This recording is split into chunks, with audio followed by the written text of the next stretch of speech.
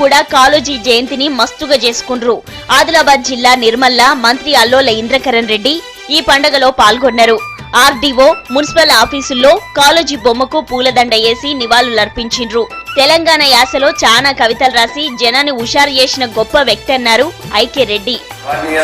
మనం ఎంత జ్ఞాపకం చేసుకున్నా తప్పనే తెలంగాణ యాసలో మాట్లాడి వారి యొక్క తండ్రి మహారాష్ట్ర, తల్లి కర్ణాటక అయినా తెలంగాణ యాసలో ఆ విధంగా వరంగల్లో ఉండి మరి అక్కడ అందరి మనసులు చూరగొన్నటువంటి వ్యక్తి.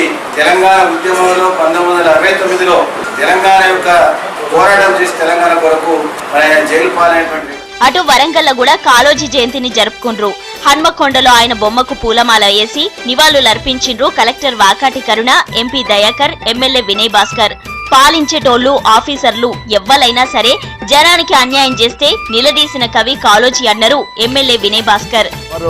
అన్యాయాన్ని ఎదిరించాలి, ఏ స్థాయిలో ఉన్నా కూడా అన్యాయాన్ని ఎదిరించేవాడే ఆరాధ్య దైవుడని ఎప్పుడు చెప్పేవాడు.